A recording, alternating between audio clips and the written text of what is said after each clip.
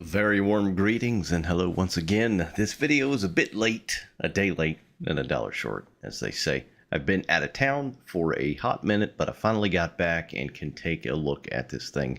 The machine rail built what they're calling the Frisco T54, but it was essentially the Mountain Class, the 482. But this was the early 482s for the Frisco, not the really chunk, heaviest ever Mountain 482. Those were much later. But the 1522 Entourage as well, the famed and highly foamed excursion train is part of this, as well as some freight cars. So it's available now. Obviously, I'll link down below where you can go and pick this thing up if you'd like to take a look at it for yourself, but it's going to be about $20.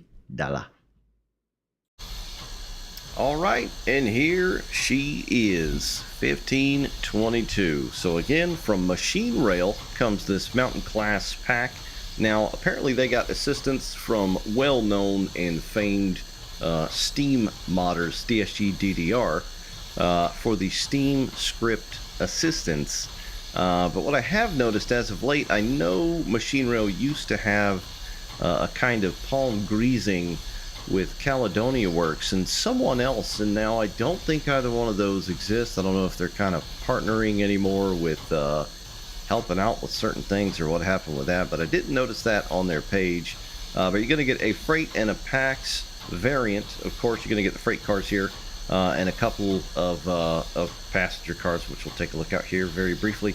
But it's another commissioned product. So this was a product that someone wanted built, and they had it built. They got so many commissioned products once they kind of opened the floodgates, and it blew up. So I think Machine Rail has kind of stopped accepting requests or commissions currently. But anyway, this is it, the famed Frisco, say that 5 times fast, Frisco 1522 and excursion train, which is going to come, of course, with the auxiliary tender, the SLSTA cars, and then you're going to get a freight variant back there, which is, we'll go ahead and zoom on down there. This is going to be a heavily weathered one, and I like the way this one looks a lot. That sucker looks like it's been run into the ground.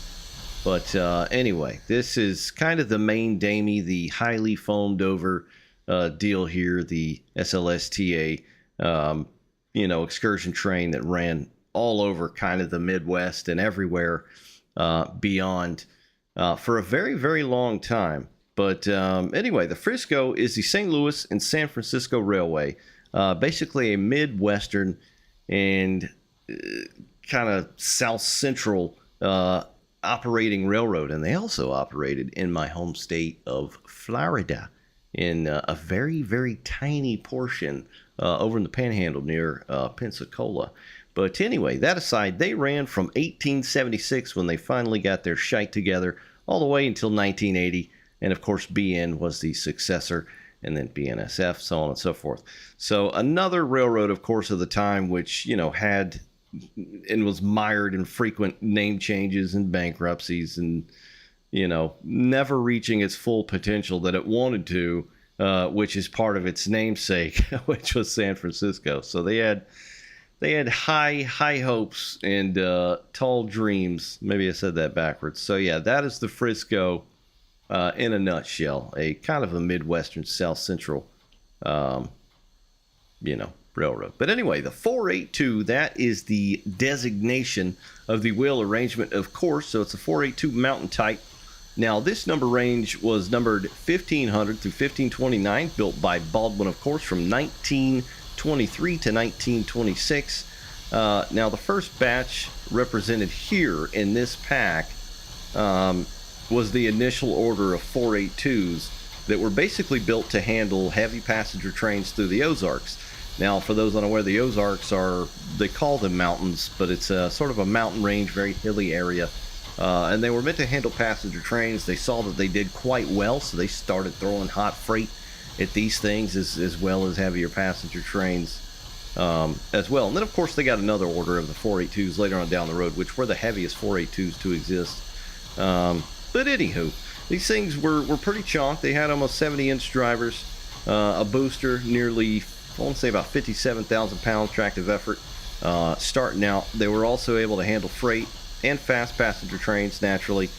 and they didn't really break a sweat doing it. So several survive today on display. Number 1522, of course, here, which is the main thing of the pack, was restored in about 1988 and ran excursions through 2002, so a very, very long time. Of course, that ended because lack of funding. I think there was an issue with the boiler itself, and just, Class 1, very large railroads were just less and less kind of open to letting them run out on the main line, so it's just kind of, their real estate shrunk, if you will. So the auxiliary tender comes with this pack here. It's basically as it sounds. It's just an additional water tender. I think it held about 12,000 gallons, somewhere there. But it does look pretty nice, modeled obviously like a lot of machine rail stuff does.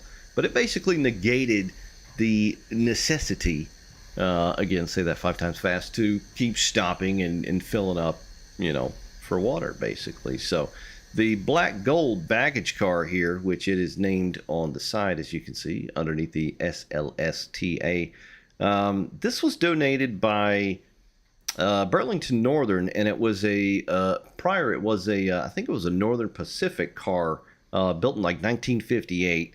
And this was used for the crew that ran the train. So, they keep a lot of parts in here. I think they had a little gift shop in here at one point or another. But it was basically, as it sounds, kind of a crew car, even though it was a baggage car. Right behind it should be the Firefly. I think I had that mixed up. I believe this was the crew car here. This was a former Milwaukee Road baggage built in about 1947. The Chateau Club, and no, that is not an incorrect spelling. It is actually Chateau. I don't know how you say that. I always think Chateau, like a French castle or some shit, but it's not. It's Chateau. Or however you say that. Parlor car built for Canadian National, which is currently and was then a private car, which I believe you could rent for a very, very high sum today. And then in the back is the Blue Bonnet. This was a business car built in 1948 for Milwaukee Road as well, which is just a business car, big wigs riding a thing, going places, doing all that good stuff. Anyway, enough wiki time.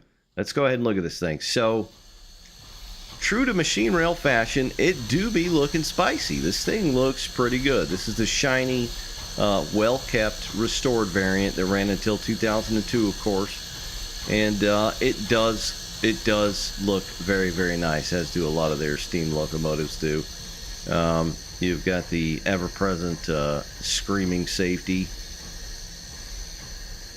You've got a lot of weathering going on in the bottom. It's just a little rusty, not too crazy, but it's just enough that you can kind of see the contrast between the blacks and the grays and all that. The nice leafing around the side of the tender. The numbers and the fonts look pretty darn good as far as I can tell.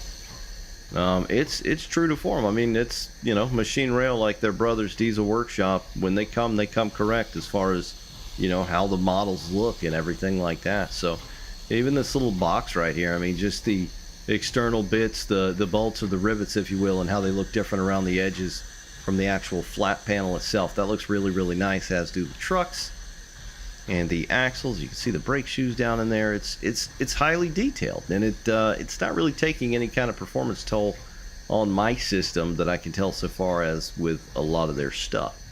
This, of course, is the auxiliary tender, which, had a little bit different trucks, obviously. Spring-loaded. These were, I don't remember the names of these. I'm not as astute with steam stuff, obviously. Yeah, but this looks nice as well. We'll go ahead and take a look at the cars. These are very sharp. I've always liked the way these cars look, that blue and white with the gold stripe and the gold lettering. They're good-looking cars. I mean, machine rail can do some very nice stuff along with locomotives as well, obviously, which we clearly see and is indicated here. You can see the marker lamps on the back, which have a nice kind of shiny, bare, metallic bezel around them. The grab irons and everything as well. They're not super bright. They got like a little bit of kind of, shine to them. The texturing does look pretty good. Some very nice paint, some very nice color. It's not over the top, but it pops just enough. The roof as well, which was this stainless. Some of you may know. I don't know exactly. but it looked like it was kind of stainless or a brushed steel. But it's got a nice look as well, like it's not completely 100% polished, and it's just got some weathering all down the side too. So it looks very, very nice. I mean, visually, hell yeah, this is tip top. Now, as far as I know, I don't believe, just setting this stuff down, kind of playing with it, that there are any interior views. Sadly, now I know they released the Jesus, what was it called? The New York Central 1899 Speedy Boy pack, which did have some very, very nice coaches that they included with that, which were modeled on the inside. It was very, very nice seeing a very old toilet, which I know a lot of you train sim folks love to see. But all the little details look pretty good. Like there are some differences with the cars. Like you'll see the steps here as being a baggage car, obviously, and then the actual drop. Well, they don't drop down, but the ground level steps there. The truck should be different on some of these. I don't know the cars very well at all, as much. Not like I know the engine that well, but the cars I know even less about. See those extra coils on the sides? Those look pretty good. They do look pretty darn good. I don't know. Maybe they all have the same trucks and axles. Maybe they do. I don't know. But yeah, this thing right here is nice. The office car. Fancy, fancy, fancy. Yeah, just good looking stuff. I mean, it's extra. It's part of the pack. You do get the marker on the back here as well, which is cool. And then there's some freight cars. We'll go ahead and run on down here and take a look at those. So these, I am 99.99% certain that these are just reskinned from the Illinois Central pack that came out recently from Machine Rail, which, whatever, it's fine. It'd be cool to have some new cars, you know what I'm saying? But you get the coal gun and the box car, and then I think you get some tanks down here. The tanks are probably the nicest, in my opinion, just because they have that little bit extra. They have the gold tops on them, single dome tanks, diesel fuel. Got the nice Frisco logo on there and the flammable tag. So they look good. They look good in the Illinois Central pack, and they look good here. They're just, they're skinned as good as most Machine Rail stuff is be skinned. Anyway, that is the rolling stock. Let's take a look at the tippy.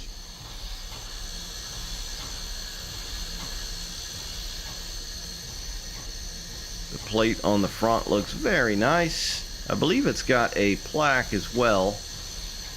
Oh, it's superheated, of course. Baldwin Locomotive Company.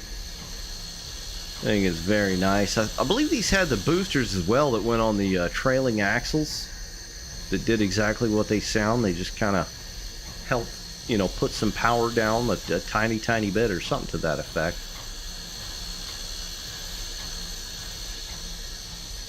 Yeah, this thing looks good. It looks good, and I don't want to run this one per se. I want to run the heavier one with the freight, but I do know, and I can tell you right off the bat, a nice little touch are these flags. So the white flags that are on here do kind of flap in the wind, but what's funny is when you're reversing or doing a reverse move, they still flap as if you're going the opposite direction, bending space and time as we know it.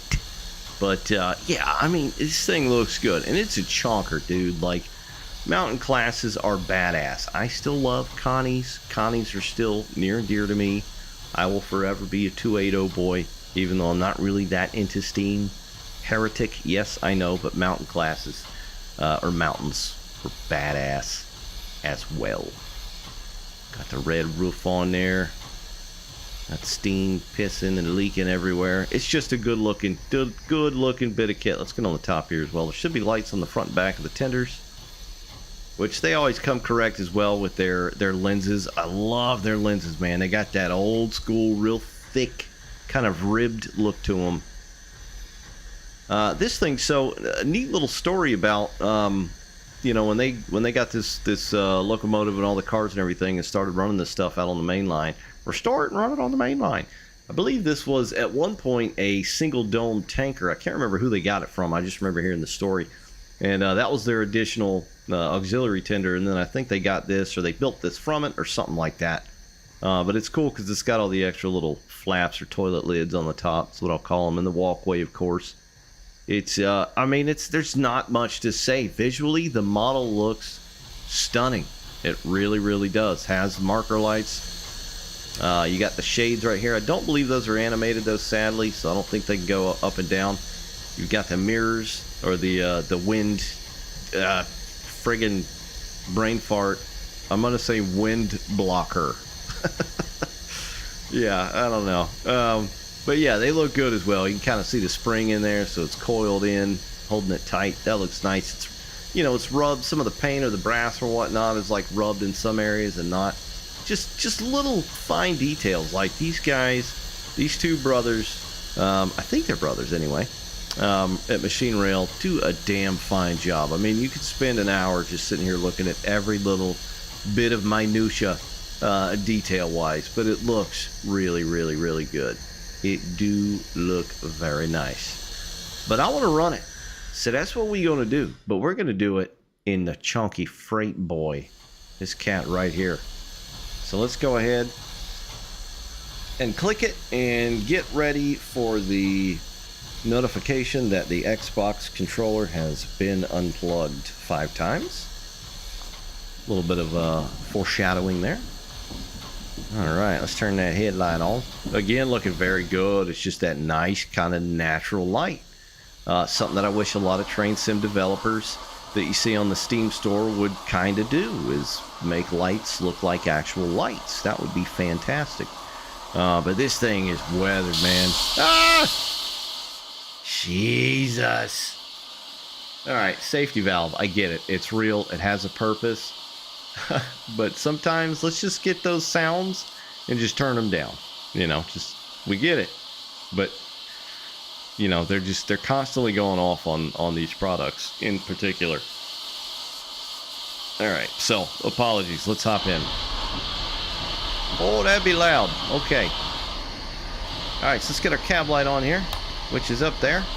This actually doesn't seem to kill too many frames. In previous locomotives, when you turn the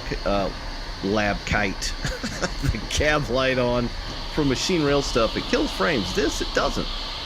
They're pretty much exactly the same. They go down for like a skosh and then they go right back up. So totally fine. These are your light controls up here, front and back. Let's make sure the rearward works. Rearward.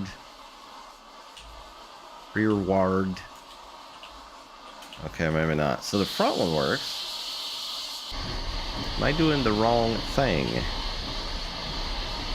Yeah, it says tender headlight. Huh. Okay, maybe it doesn't come on. Maybe you gotta be like uncoupled or something. Anyway, let's get that back forward. You can of course open the windows. They are animated. Throw them all the way forward. I like this little bit as well. You can open the vent here, or the door all the way. So let's go ahead and pop that puppy wide open. We'll do the same over here on the fireman's side. Yeah. Come on, there we go. And these wind blockers, I believe they're animated as well. Yeah, look at that. That's cool, man. Little things like that. Now the visor, or the canvas, I don't think moves. There's some light. You got the hatch, which is animated, so it's just a slider. It doesn't pop. And this thing was an oil burner. So that's pretty much how you'll see it here. That little plate will open there to take a peek at it. You got your bucket of sand down there, which is animated very nice. The floor looks pretty good.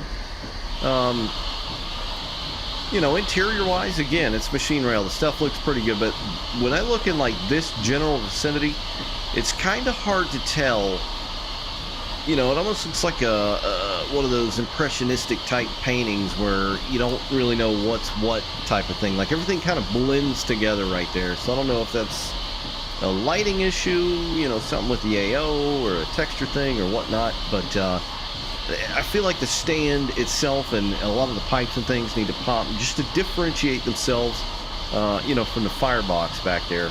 Because it all just kind of blends together in that general area. Got your reverser right here. And then your regulators mount up. Got your gauges.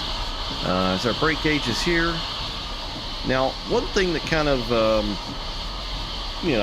made me very curious is I don't think this thing has a locomotive brake. Now, you can hear it. I just hit the locomotive brake on the keyboard, right? But I don't see anything near the actual auto brake stand, the train brake stand. So I don't know if it was like a dial. I don't see any of the dials moving. It's very strange. So I don't know where the hell the loco brake would have been on this thing. To just show what I'm talking about, I'll bring up the absolutely hideous F4 HUD, and you can see train brake. Oh God, I am a total idiot. I can see it. It's way up there. That had to be a pain in the ass to grab. So see, that's what I'm talking about. I messed with this a little earlier before recording, just to kind of get my bearings, and I could not see that. We'll turn that back off. Like, it's just, it's hard to see. It's there. That's my fault. I guess I wasn't paying attention as well, but there could be some difference in there, which would be nice. Let's stop effing with that and completely release it. Put it back on the train brake. All right, so it is there.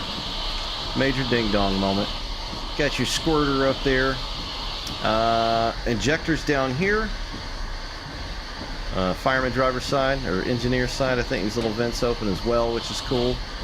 Let some air in her. It's getting hot in her. Let's see if they're animated on the oot side. Hot skibbity bibbity, it is. Very cool. Neat little touches like that. Then of course the vent up tippy. And then the mirror.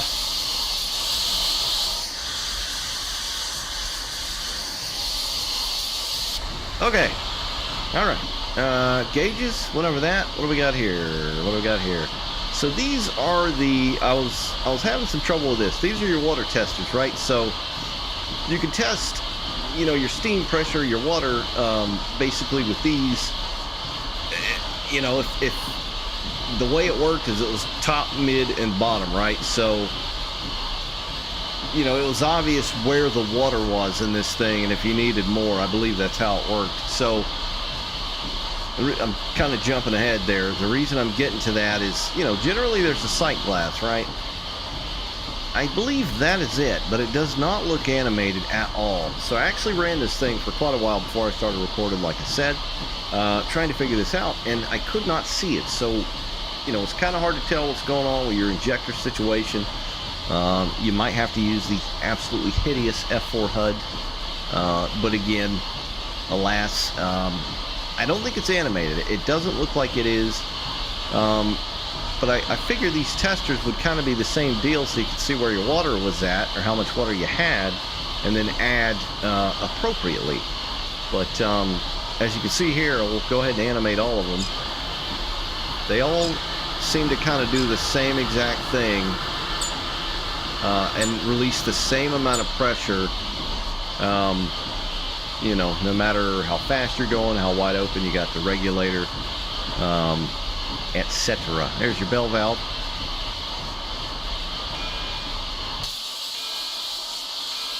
It is animated.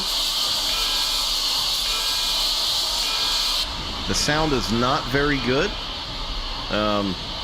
I'm sure like a lot of you have seen all the old 1522 excursion videos, and yes, it's probably hard to get actual sounds for this thing, although some developers still, seem to manage. But that's not a very good bell sound. It's pretty quiet as well. We got our sander valve. Got a nice little squeakage. We got here cylinder cacks. There's the testers. What's that right there? What do we got up here? Steam heat valve. I believe all these should be open already. General steam valve. Lubricator valve. Air pump valve. Turret and a booster. I believe they're all open by default. Injectors down here again. There you got your oil regulator. So that's basically like coal, essentially. You're throwing, some logs in there as your blower. Oil heater, blow back, atomizer, tank heater, and oil burner.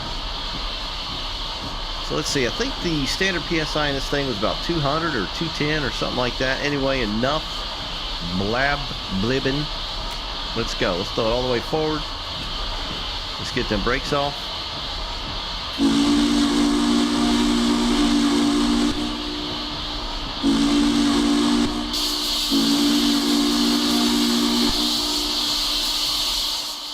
I mean, the whistle sounds okay. It kind of sounds like the legit whistle. Kinda. The sound sample, the file or whatever, doesn't quite sound that great. It's got an immediate abrupt cut.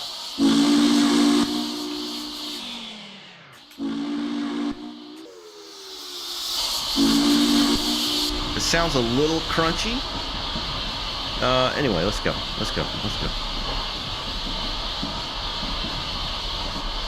All right, so what do we got here? What are we working with? 1, 2, 3, 4, 5, 6, 7, 8, 9, 10, 11, 12, 13, 14, 15.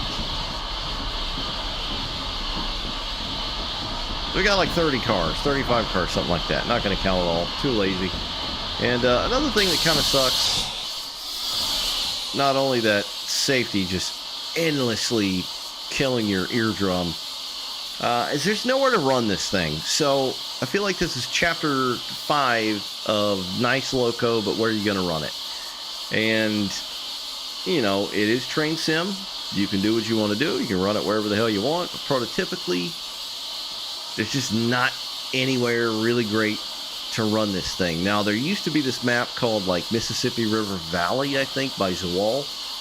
But I don't know if it's hosted any longer anywhere. It used to be on Steam or Boomerworks America. But I don't think you can find it anymore. That is a nice route. I'm on Powder River Basin just for the hell of it. I literally could not come up with a place to run these things that felt right. Luckily, with the Illinois Central locomotive in the pack that came out last, you know, the guy that had that commissioned was building a route for it as they were building the locomotive, basically. And it is a damn fine freeware map to run with the thing. There's really nothing like that for this, sadly. So it's kind of like, you know, you could do the excursion thing and just run it anywhere, but, you know, freight wise, you're just kind of up a creek without a paddle as far as, like, you know, doing something prototypically. So that's that. Anyway, so we are wide open. Reverser wise, let's go ahead and throw some more reg down and get the sucker moving.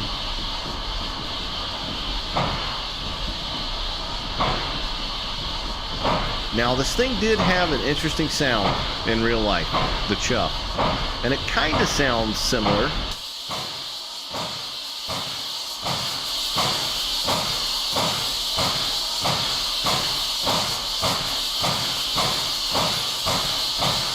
Yeah, the start out sound isn't bad at all.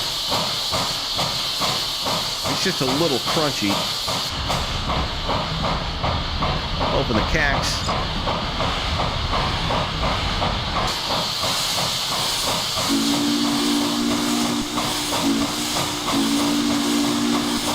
I feel like I've heard that whistle before, probably from one of their products.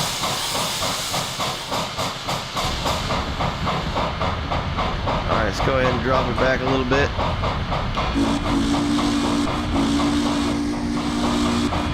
Yeah, the whistle doesn't sound good in the cab at all. It sounds okay outside, it's just for that abrupt cut.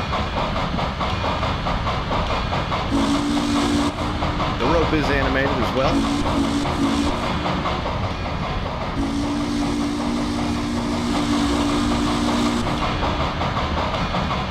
Alright, we are going up a 1% grade. We'll drop the reverser back to about 55%.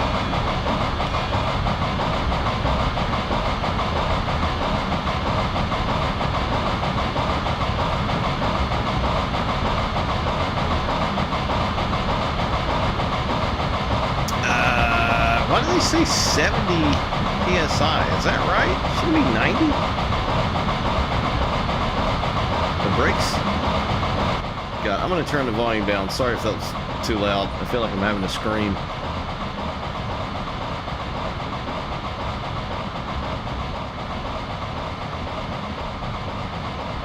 Boiler gauge quickly going down.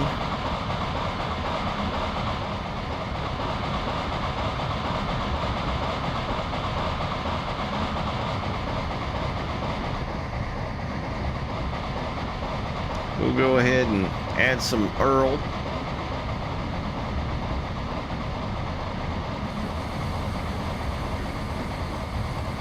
See the fire in there raging away.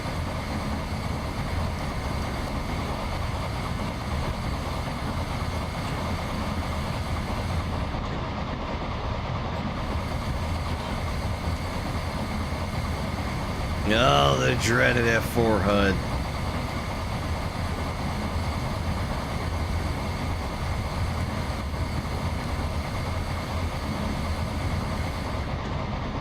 The injectors.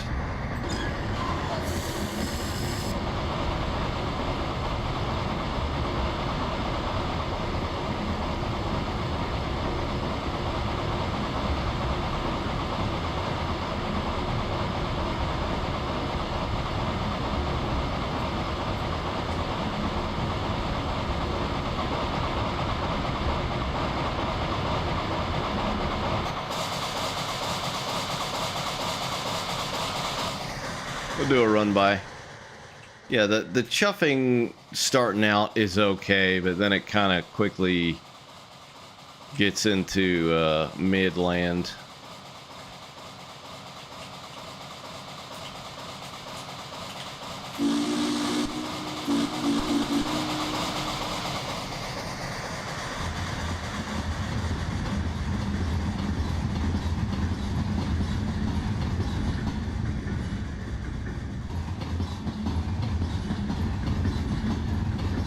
All right, did we get some new railcar sounds from them? I don't remember them sounding like this before.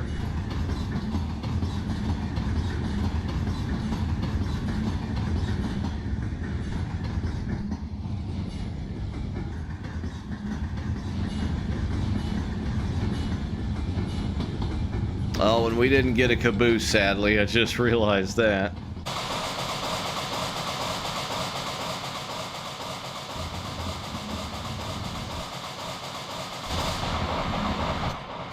Well, the safety isn't going off. That's because I got it wide open. Just pissing into the wind. You know, it's definitely seems like a decent little pack. You know, model-wise, it's pretty creamy. It is pretty creamy. The sounds, you know, I'm just gonna go with probably not their best sounds out of any of their steam locomotive packs. They just sound very like thin and tinny, and this thing had a unique sound to it. You know, it kind of sounded like that, like it was almost like this muted sound, but it was still a like a thickness to it. Yeah, the sounds just are not that great. Let's go ahead and kill the regulator. A little bit of clanking, rod chatter, whatever the term is called. There's that safety immediately. I feel like the safeties on these are always just like over the top.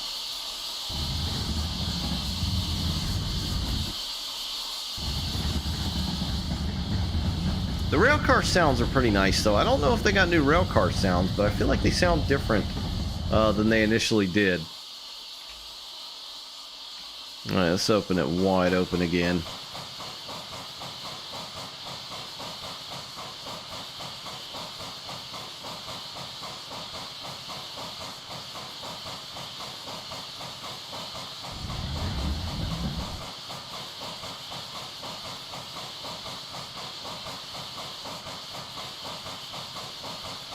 Alright, well I think that's about that. Let's see what we can get out of the passenger variant. See if there's anything additionally. I think there are some different views.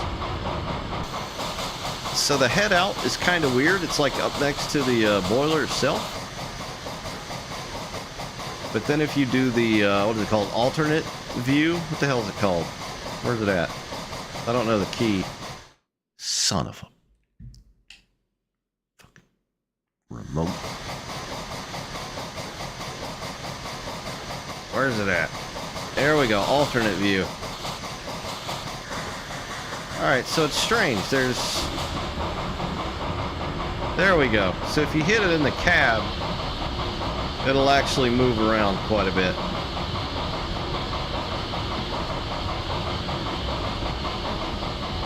Alright, let's look at the passenger variant. Alright, here we go. So we got the passenger variant with the SLSTA coaches and the auxiliary tender. Go ahead and click on it. Light's going to pretty much be the same. As far as the cab, as far as I can tell, it seems a little bit cleaner, as you can tell, versus the worn and weathered variation. It should do all of the same kind of stuffuses.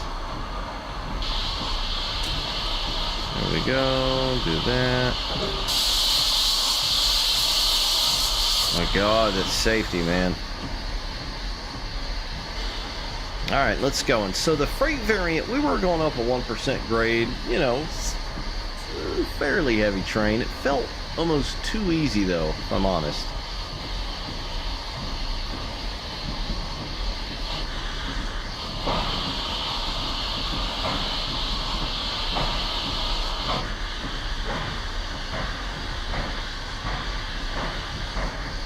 Just noticed the vacuum gauge there.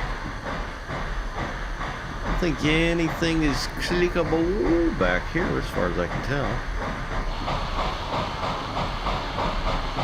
It is nice having that head out view, kind of, even though it's not fully head out.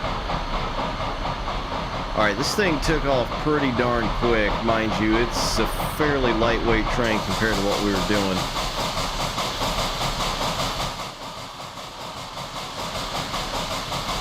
Yeah, again, the sounds, the chuffing, the running sounds, it's, you know, it's in the ballpark. It is definitely in the ballpark. You know, the smoke effects look pretty nice. Yeah, it would be nice to have it a bit longer and a bit thicker. That's what she said. You know, but this is pretty standard stuff by now for machine rail. Again, getting the sounds for this thing couldn't have been the easiest in the world. None of them are running any longer, obviously, but, you know, people still find a way to do stuff with, you know, some development and no longer running stuffs. So, let's open it wide open. You can see the animated flags there. Jesus, that's loud.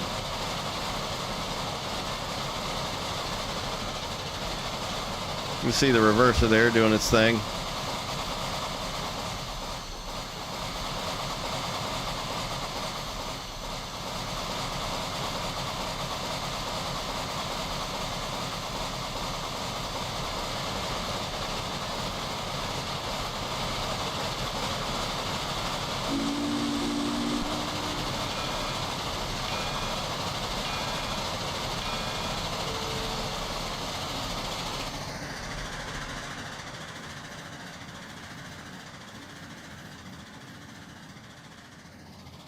So there are like 0 sounds on the coaches. That kind of sucks. Very quiet. Let's do a full-on run by here. Yeah, it just seems like the sounds just aren't mixed very well.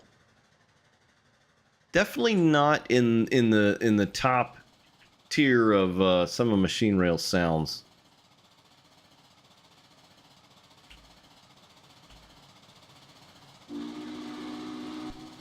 You know, but the sounds are similar. They, you know, it's definitely got that kind of vibe to it. To the real deal.